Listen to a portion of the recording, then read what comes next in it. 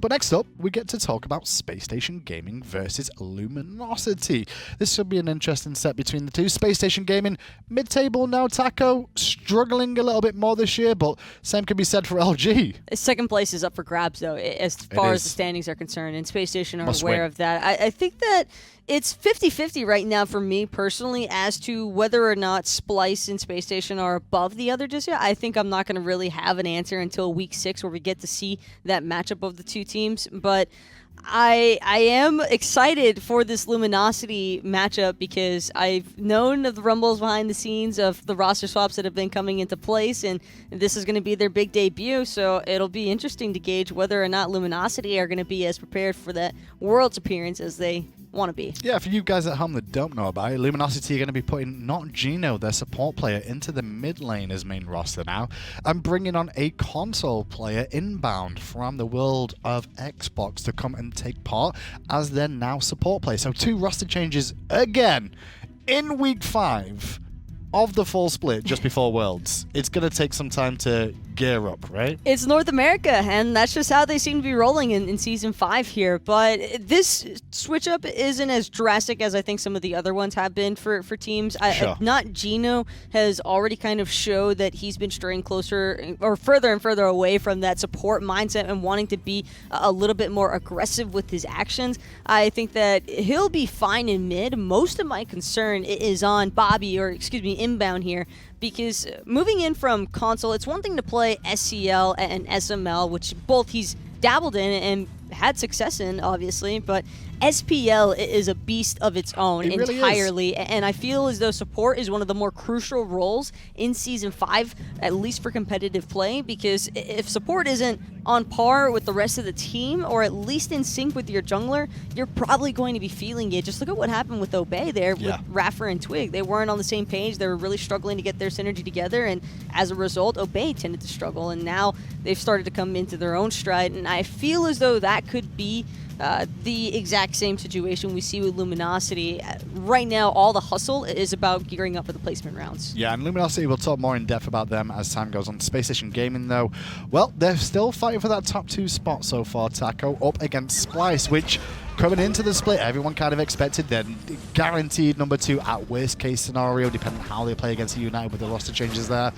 But the roster change with Venenu coming to mid, it's made more waves than anything else. It's not made it as simplistic as it once was. This team's still trying to find their own zone, their own comfort, I guess, at the moment. Easily a roller coaster of emotions when it comes to this Spacestation team. They've had such incredible sets and moments where you think, wow, how could this team possibly come in anything lower than the top 2 for NA? And then at other times, you're kind of just like, okay, well, it makes sense why they seem to be struggling just a little bit here. I think that a large part of their problems is mostly based around their drafting. I don't think that Spacestation do a very good job at responding to the enemy team's compositions midway through their own. It feels like once they are confirmed of like what they want to be running, that's pretty much what we're going to get out of them. It doesn't seem like they like to make those little game adjustments.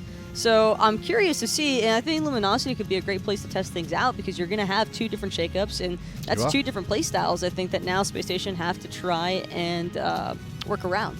Let's get into picks and bans then for this game and see how this one plays out, because I will say Spacestation, from my point of view, not just the picks and bans, Taco, I feel like they all have hot and cold days at different times. I don't feel I've seen Spacestation this split as a whole step up and like all be on form. I feel like 1-2 players not playing to the full always capacity. feels off. It just feels not right at the same time.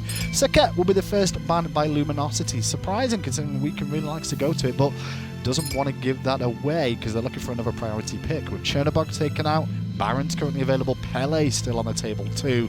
2 of the gods from the last set that we definitely saw impact from. Pele will not be available. I think that might have been what Luminosity were trying to aim for as well. Baron is still on the table, but not too certain that Luminosity are going to want to prioritize that right away. And in fact, it will be the Mercury coming through for Weekend, I'd assume.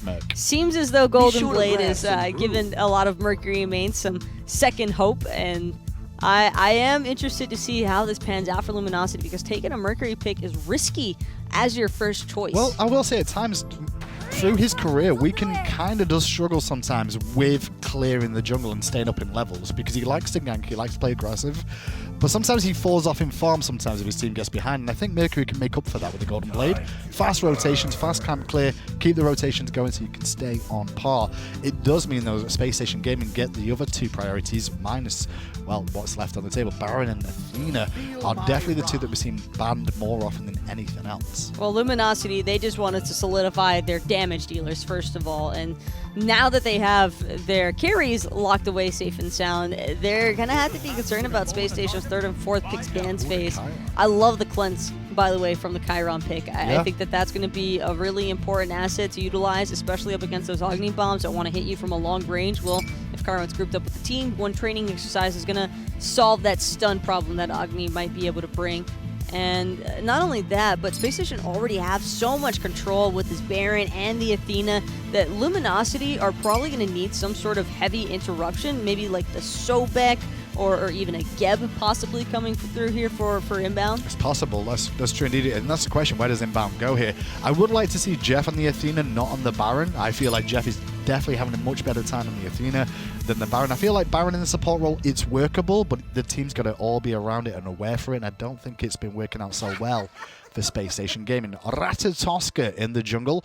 Another go back to here for andinster. We're not seeing as much Rat once upon a time, but he's still there. He's still going to make an impact with that semi-global ultimate. Rat can also give Mercury a lot of trouble in the early game stages because of how much pressure you have from just being able to rush down your Acorn, and not only that, but the semi-global is going to be another great attributing factor to the global pressure that they already have from Defender of Olympus off of that Athena. Vamana solo? Is this... what year is this? Maybe... I'm in Season 2? Well, I was going to say something like that could be a little bit crazy, but perhaps Vamana jungle, Mercury solo Mercury because of the Golden Blade clear, the laning phase.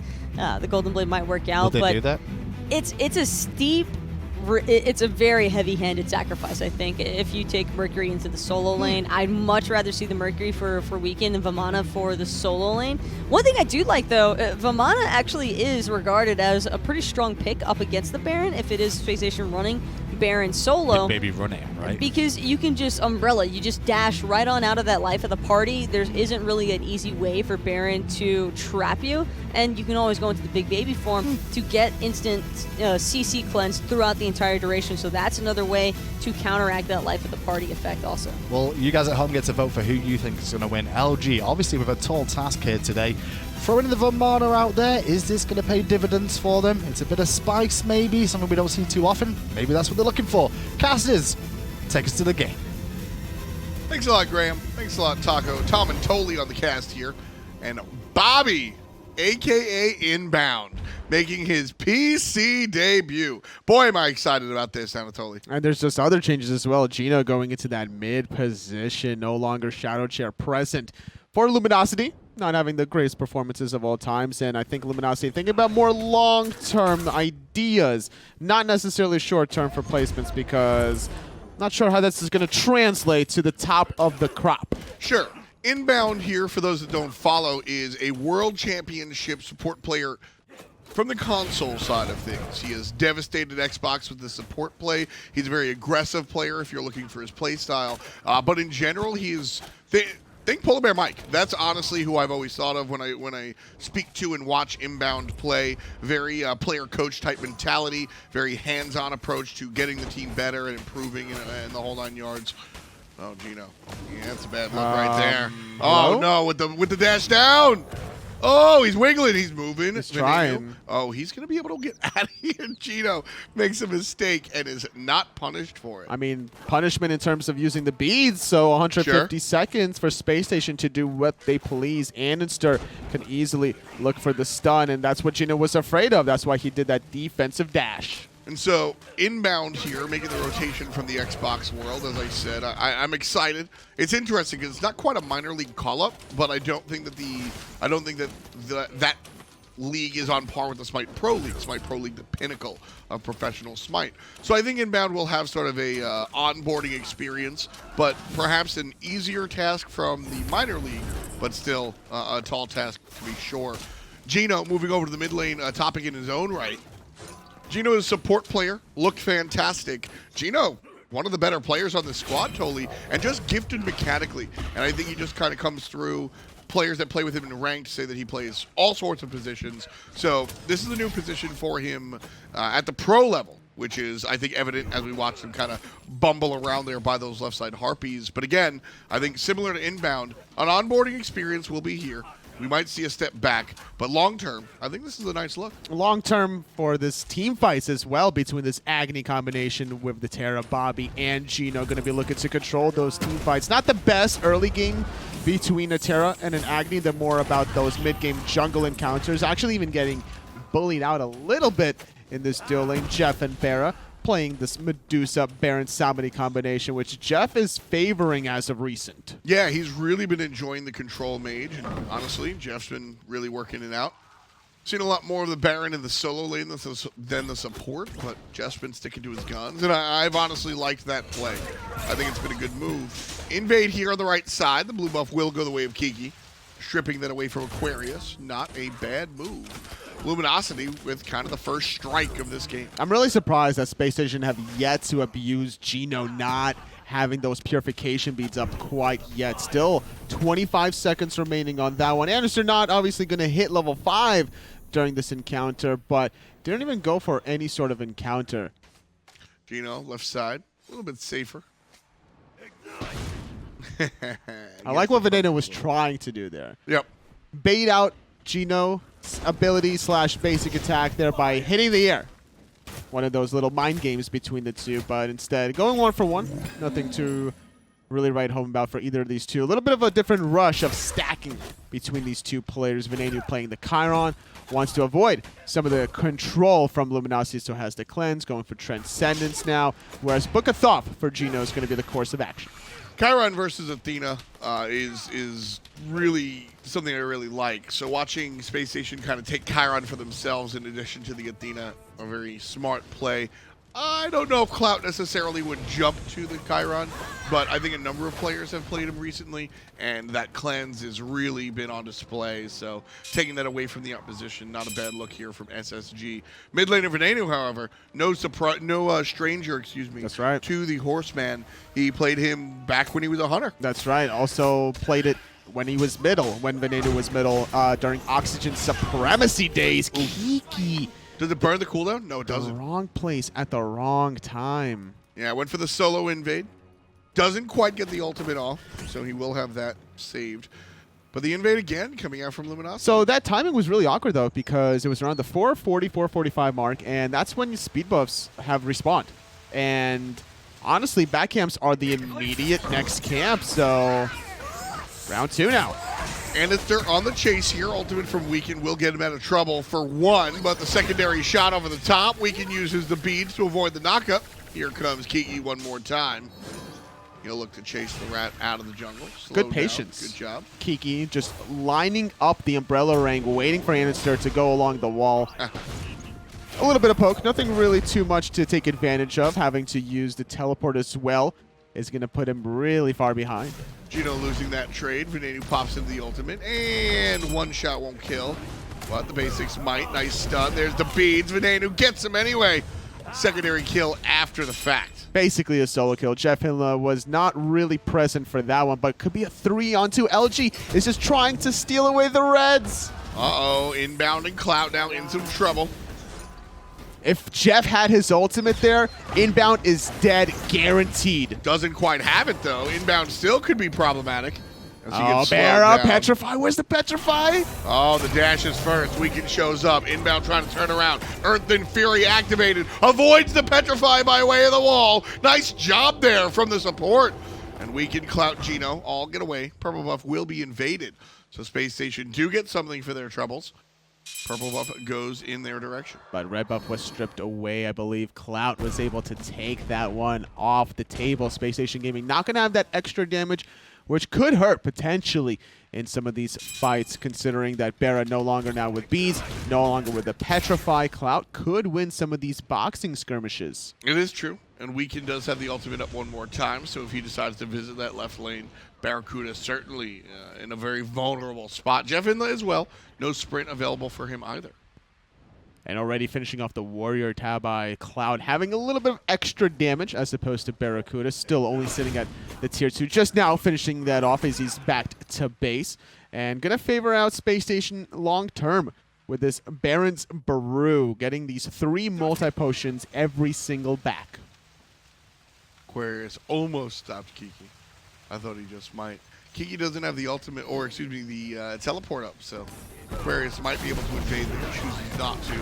Geno on the right, Weekend on the left, both players collapsing onto Jeff in the mid lane. Venenu, but it's Jeff who takes care of Geno relatively simply.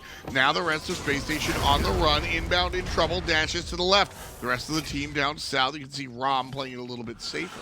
There you go. Petrify will slow inbound, allowing andinster to clean on up. 2 clean picks for nothing. LG still without a single response. I mean, they used all of the ultimates, right? That's got to be something. Can Luminosity realistically look at the gold here right now?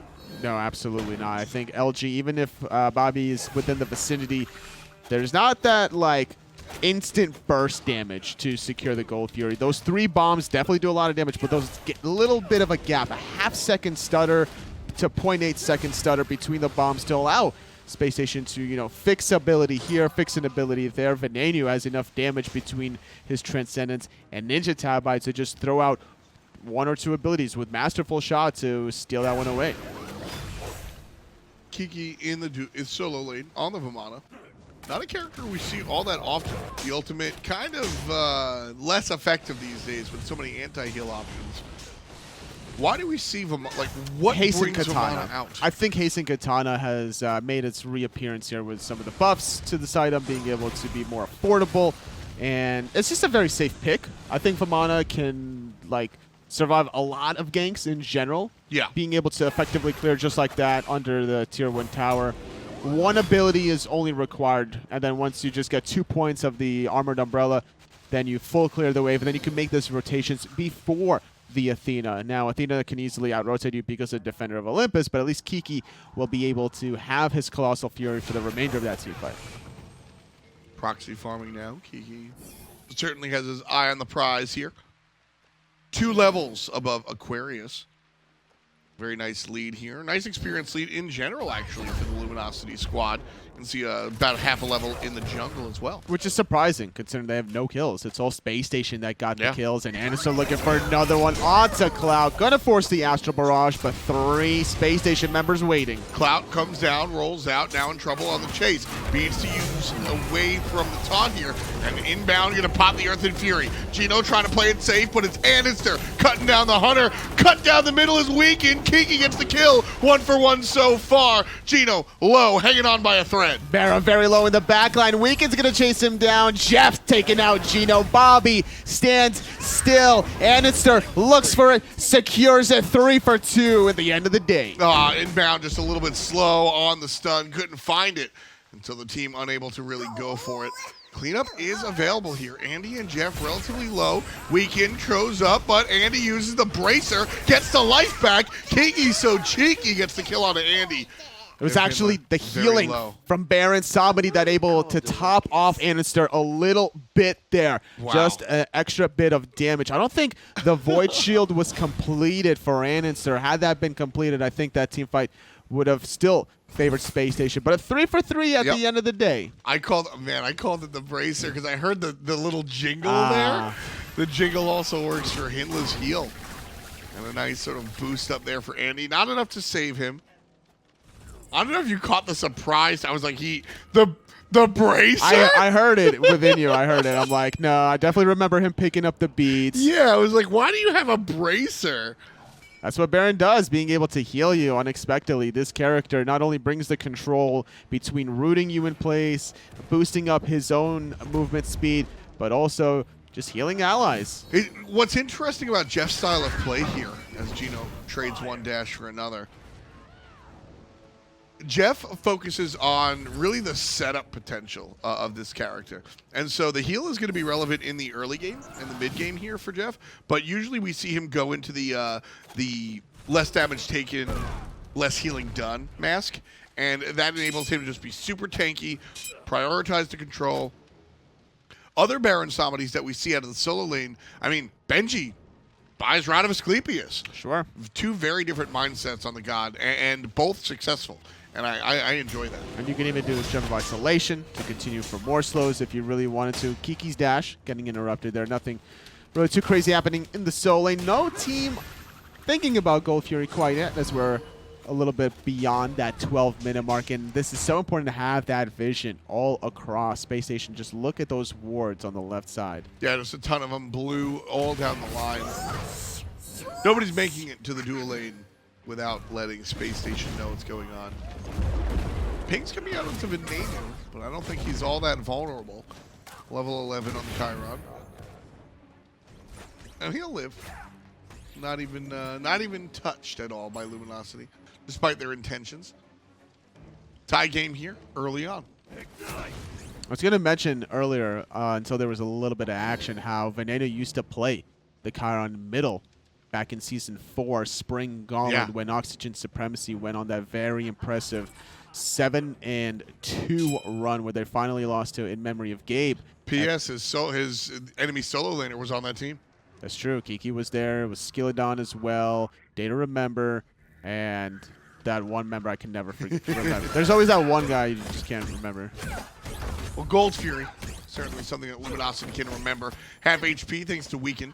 JeffHindla, BaRRa, and Venenu, and andinster are going to show up. And so with all those players filing in, Gold Fury will be left alone for the moment. Just going to reset for the moment. And this is a race for the late game. Mercury and Rama, I think, is the best in this game for late game potential. Sure. I don't think anyone else on Space Station can touch just a late game DPS, but I think that Space Station has the tools to control those two characters to prevent that DPS from even coming out between the taunts, obviously from Athena. Andinster has a stun. Venenu can technically knock back Mercury and get away safely. Jeff can just be a nuisance whatsoever, and BaRRaCCuDDa, no one wants to see his face. I don't know about that one. I think many people want to see BaRRaCCuDDa's face. No, not in this game. No one wants to see BaRRaCCuDDa's face. I don't know. It's scary. I think John Salter has a very nice face. What are you trying to say? Saying you're going to turn it to stone if you look at him, Tom. Calling our pros ugly? Totally. Don't put words out there. Well, you know what they say. What do they say, F-Dot? They say it's 7-3. Space Station Gaming trailing here to Luminosity with their new roster. If you're just joining us, this is the PC League, the Smite Pro League. Inbowned is here on this squad, making the transition. Last time we saw a real transition from box to PC was Chapo. Really? What, box to PC? Was there somebody else? Keeks. Okay, Keeks. That's much more relevant. Actually, with this LG squad. Yeah. And Keeks, I thought he brought the talent. I think that Keeks had the talent. I liked him in the middle lane. No longer on this Luminosity team. I don't think it had to do with his ability to press his buttons.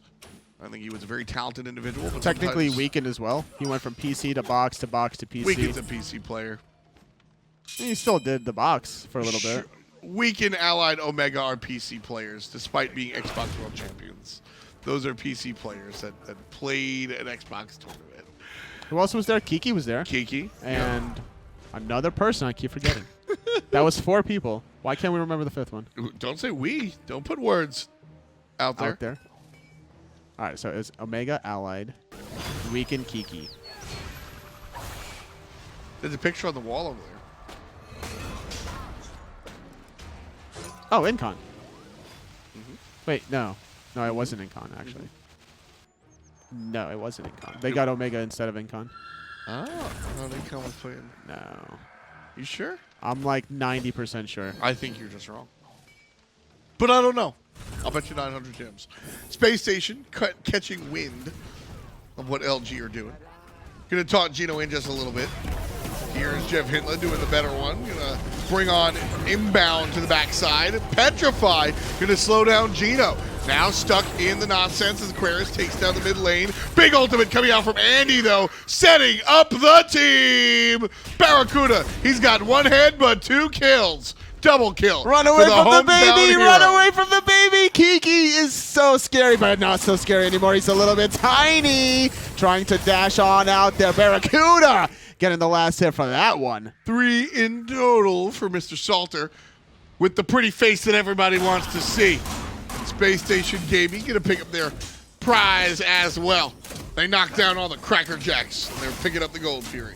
Weekend being able to be a nuisance, forcing the teleport out of Aquarius. That tier 2 tower would have been so important for LG to remain relevant in this game. Not to say that they're out of it by any stretch, only 2,000 gold behind after that last team fight, going heavily in the way of Space Station, just taking out 4 players, not even losing a single member in return. Geno has not been successful in these team fights, unfortunately. His positioning has been problematic. He keeps getting flanked around.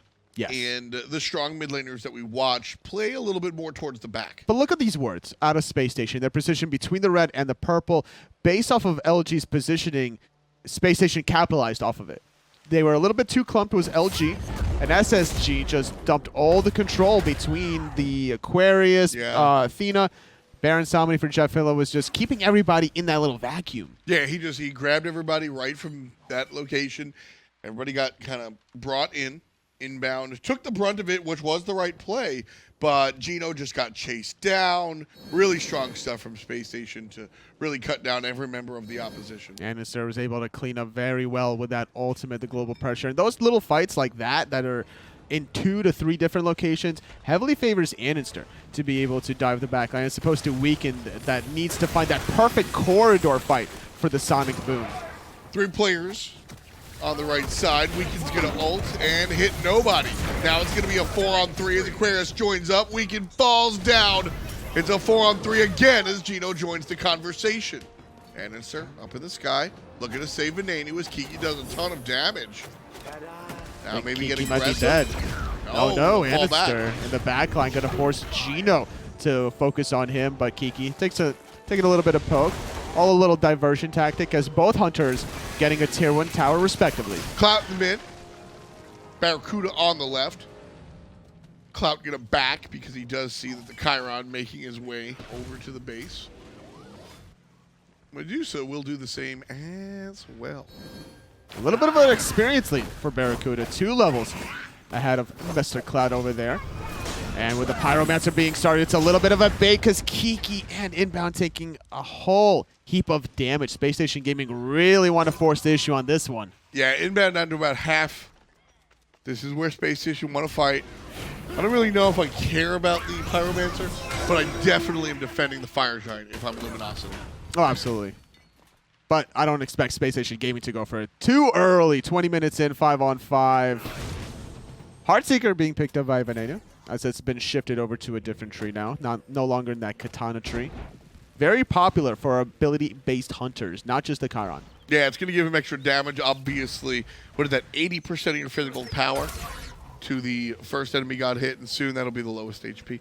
And it restores 10% of your mana, which I think is a big, big, big deal for characters like Chiron. He's a big mana sink. And so being able to get some of that back in the midst of a team fight, I think is a very good look. It's almost like a chalk passive, where you're getting like a free ability. Because 10% of your mana is pretty much going to be equal to whatever ability you're going to be throwing out there. Considering he already has 2,200 mana, that's actually like 2 abilities, 2.5 abilities. Yeah. The important distinction being that it's a refund. So Chalk Passive allows you to cast when you have 0 mana. This one, you need the mana to spend and then That's get back. True. So yeah, if you're completely you're going to be in trouble. But by having Transcendence... But I like the comparison. I'm just nitpicking. The chances of you being out of mana with Transcendence and Heartseeker, you're doing something wrong. Very true. I think at that point. Is there mana on Heartseeker as well? Can we hover over the Heartseeker again? A little bit. Okay, I wasn't like... I mean, 200 mana is a fair amount. Oh, yeah, absolutely. That's like 2.5 abilities. Yeah, plus you get a gazillion. 1,050 once you complete all the stacks. Yep. And remember, 30% of your maximum mana is converted to that power. So that 200 mana is equivalent to 6 power. Just not bad. A little bit of quick maths. Yeah. What if it was 300 mana? If it was 300 mana, it would be 9 power off of the Transcendence passive. What if it was 375 mana? 375, so 3.75. You're looking at 7.5. You're looking at 11.25. Not bad. Not bad, totally. I'm going to have to make sure to get those manas. Every little bit counts. So And that's what MOBA's all about, min-maxing, Yeah. right? So you're looking for these synergetic builds, and that's what Venenu is doing here. I like Aquarius here split pushing on the Athena. It's funny because he's split pushing on the Athena. But he's keeping Clout out of the team fight. And if somehow Clout teleports to the opposition by hacking the game, Athena's going to be faster, right? There's no world that Clout makes it to the team fight faster. Sure. And Athena's, if Clout leaves, if anybody leaves, Athena can get a tower. She True. doesn't do 0 damage. I like what Kiki did there, just popping the Mad Guy's Cloak out of Aquarius. Not really looking for a gank onto the Athena's LG. They'd rather instead go on these backline hunters that are trying to defend the Gold Fury up against LG that's starting it. Here comes the rest of the team, though. And Inbound going to be the life of the party. Focused, focused, focused, focused. He's able to pop Earthling Fury and get on out of there. Mr. lands on top of Weekend, looks to take him down. Aegis saves him for the moment. No stun from the mid lane, Agni. But Weekend able to avoid Aquarius. Next update will make me less clumsy. That's it. This should be a kill, though, as soon as Clout lands. Actually, Kiki in the backline was chasing BaRRaCCuDDa all the way to the purple, the sacrificial lamb. But Geno, between a rock and a hard place, no beats for him. He's going to fall. Kiki could be in a little bit of trouble if he keeps sticking around, though. Yeah, Kiki and Inbound still don't think it's enough, even though he is level 12. That's it. The 20, taunt. rather. The taunt is good. Kiki does not have his ultimate to get out of this one, but it's all a bait because Weekend is looking for the flank. Weekend just going to show up and look for the basic attacks and the crit. No, he does nothing at all. Weekend is going down. Oh, so is Inbound. Weekend shows up with a whole lot of nothing. That was his time to shine. Oh, no. That was his time. Oh, Between no. Rage, Deathbringer, he needed those shots, but andinster dashes the same exact time that Weekend does, prevents the special delivery from occurring. Spacestation Gaming now walking away like bandits with that Gold Fury. Woof. That's all I can say if I'm Luminosity. Or a fan, or a friend, or a relative. Just not a great look there for the blue team. Space Station up 7,000, 16-4. Kiki should not be in the mid lane at all. Geno is way behind in experience. He needs all the solo farm that he can get at this point. And considering Kiki's already level 20, absorbing that experience is basically wasted. Just nitpicking. Luminosity's solo leader investing heavily into the physical. And I think that's a big part of why we see the Vamana here. The physical protection, the main concern, Aquarius and Jeff, not bringing the same level of damage as the mid lane hunter. So against double hunters, Vamana does a cool little trick where you can, use your umbrella rank to slow the attack speed. Not Yes. many abilities in the game do that. Very, very few. So the fact that Kiki has that option helps a little bit against Venenu and BaRRaCCuDDa. Now, obviously, there are better options. Like Horrific Emblem is one of them. Odin Ultimate as well is one of them to be able to do that. Obviously, the Mez as well from Kumakarna. But I'm a little surprised not to see Horrific Emblem. A little surprised I don't see Aquarius. Less so there. 3 players around 1. I'm really not that surprised. Mercury damage kind of hurts. He did go down fast for support. It's pretty tanky. Mantle Discord was procced as well. Oni's Hunter, it actually helps mitigate a lot more damage as long as there's more people. But look what LG is doing. They're going to try to commit to this middle Phoenix. I mean, that's the game plan. You can see the separation. Big Baby trying to keep a couple of players here on the right side. Baron does get the back off. 25% on the Phoenix. And with Baron backing, that might stop it. Venenu's going to fall, though. Kiki gets the kill. It's a 4-on-2 up in this middle Phoenix. BaRRaCCuDDa and JeffHindla trying to play D. Inbound sucked in. Inbound going to be body blocking for the rest of the squad. And the support player. Oh my goodness. What a call. What a play from Luminosity. Oh! They got the middle Phoenix. Are they going for the end? They're absolutely doing it, Totally. BaRRaCCuDDa is going to be stuck inside the fountain. 50% on the Titan. Now still going for it. Defense being played by Aquarius. He's got the taunts. Players are low. BaRRa gets one. Inbound in trouble. Aquarius gets another. Aquarius gets a third. BaRRaCCuDDa with two for himself. Drip skis. That's a deicide in the other direction. And Luminosity, they try to bite it all. And they come so close. But their eyes are bigger than their stomach, and Spacestation Gaming wipe the team and defend the Titan. Man, if Kiki was there a little bit earlier, also I think he tried to clear the path onto BaRRaCCuDDa instead of onto the Titan. Even that extra damage from that dash ability would have helped try to kill that Titan a little bit further with basic attacks. But the fact that Kiki did a great job by killing Venenu, keeping him busy around the blue buff, but he was just too far away from the action to get in there. I don't believe that his teleport was available. If Kiki gets the... So Kiki, JeffHindla wound up wiggling away and backing to base and was able to play defense. If Kiki keeps JeffHindla there, I think that's a win. Yes. Interesting conversation to have, Anatoly. I already know my answer. Okay. Do you make that call for Luminosity? Is that a bad choice to do what they just did? Based off of the results, I'm going to say it was a good call. Not seeing the Titan health, I would say that would be a bad call. Really? Yes. I like that call. Because there's 3 towers remaining. Sure. Outside Phoenix is obviously up as well. You already popped your Frenzy to get the middle Phoenix, so you don't have that extra boost of defense. That's a big deal. You don't have your shell as well, so there were some small factors to consider. I liked the Mercury. I thought that was going to be it. Now Space Station, Fire Giant in tow, looking for their own Phoenix Siege. Inbound, Geno, Clout, even Kiki. All about 50% HP. Space Station seeping in here. The mid lane Phoenix will be taken care of. Very important to fight fire with fire, quite literally, as there are going to be fire minions on both sides trickling down the middle lane. So you don't have to worry about your Phoenix going down anytime soon as it's respawn if you're on Space Station side. All you have to worry about is maybe some cheeky play from Weekend. Knowing Weekend and how opportunistic he is, he's definitely thinking about how he can just get into that Titan room. I mean, how much HP is the Titan? How much HP does the Titan have? I think right now it might have about 25 to 3,500 health. I don't know if Weekend can actually solo it. That's an ambitious call for Weekend. Could you figure a Weekend basic? I want to say that's like 3,500 health. Yeah.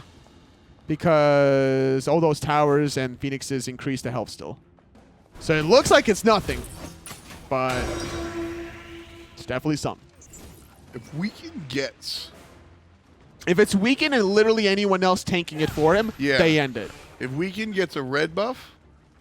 All they need is Kiki to be able to teleport in, but there is no wards available to get in there. And then have like a sonic boom get a little bit closer before this middle Phoenix respawns. I don't see that happening anytime soon, though. I love the vision coming out from SSG as well. Oh, yeah. If there's not a tower there, there's a ward there. Because they are afraid of the old... oh, yeah. No Janus, but they are afraid of the dropship. Just the ultimate down the middle, go for it. Now, if there's ever an angle that Weekend could take, it should be down the solo side so that he can sonic boom through the tier 2 tower, through the Phoenix, special delivery into the Titan room, and then look for the ending. But well, now the mid lane Phoenix is just respawned. Exactly. Mid Phoenix respawns means that Space Station's Titan is going to heal up. Kiki, though, very low. Oh, he did some damage, but they turned right back on him. Venenu with the last hit onto the big babby. Geno in trouble. Bomb's coming down. Not enough damage. He's the one taking it. Nice heal there. He'll dash to the right. Venenu does get the shot. It's a 2 for none so far. Space Station Gaming on the good side. Weekend being chased out onto the right. And this, Tolly, normally you can just ignore this and go for the fight. But if you ignore, Space Station Gaming are going for the end this time around. Weekend forced to back on out to play defense. It's a 3-on-5. Keep in mind, Andy and Jeff very low, so the health pools are almost identical collectively. Nice dash setup from Geno. Space Station Gaming coming right on in here looking for the Titan. This time the Frenzy's popped for defense. Venenu pops weakened right away. BaRRaCCuDDa's going to take care of inbound. Geno, the only one left. Dash, not good. Aqua does fall, but it's 26-9. And Space Station Gaming take game number 1. Very impressive stuff from LG in the beginning of the game. But the fact of the matter was Space Station Gaming had better teamfight control power. The Athena for Aquarius was working out. Baron Samedi on JeffHindla. It was difficult for LG to really avoid the vacuum at times around those corners, specifically at that red buff. Big roster changes here. Geno shifting from support to the middle lane. Inbound coming from a fantastic place where he was in the console league. So a shift over here to PC. Overall, shot calls and the stuff you were worried about with a roster change like this, I wasn't that thrown. I thought LG looked like a team. They definitely still look like LG in terms of their boldness, their ability to make those aggressive calls and stick to it. The Frenzy, a good selection, I think, for Bobby to be able to get the middle Phoenix. Very ambitious call to go for the end there. It was very unfortunate that Kiki was just not in the vicinity to get that end. This one comes down to the wire. Let's talk it through with Hindu and Taco. Well, that wire was a little bit closer than I think Space Station Gaming wanted it to be there. LG were just 3,000 damage away from winning that game, I believe, on the Titan. Right around that point, Hindu, and it's actually incredible to think that BaRRaCCuDDa winds up not only with the triple kill, but with the base defense in general. Yeah. And I am surprised that Luminosity didn't end up bringing this one home, because I was almost waiting for them to just try and run it back through and just look to siege Space Station's base, considering how low the Titan was, but they never really had a chance. Space Station effectively made sure to take up all their future engagements outside of their base area just to prevent Luminosity from having that backdoor opportunity. BaRRaCCuDDa got the triple kill on the base defense, and shockingly enough, he's going to be MVP here as well on the Medusa. He's been playing Medusa a little bit more, so generally BaRRaCCuDDa does stick to like 2-3 gods a season, I'd say, where he kind of plays them through. Medusa's been one of those that he's been consistently going back to. Medusa in general, I think, has also started to be a more prevalent hunter pick just because of her ability damage. And it's 1200. I think that, 1200 health on that Titan, that's pretty insane. Had Aquarius not been standing right on top of the Titan to absorb those blows, I think we see Luminosity manage to end there. But going back to it, Medusa is she just provides a lot of damage, and the abilities are great utility for the team fighting stage. And considering that Space Station in general has just been running a lot of double hunters, so it doesn't really surprise me to see BaRRa not really look to be the hyper carry hunter so much as just another ability hunter to kind of complement the Chiron. Do you think we see LG switch things up here? I think that composition seemed to work pretty well for them. I like the composition from Luminosity. I didn't have any gripes with the way that they performed throughout that match. They kind of just got a little bit ahead of themselves on that Phoenix call into the Titan end, but I can't blame them. It looked like that was their chance to strike.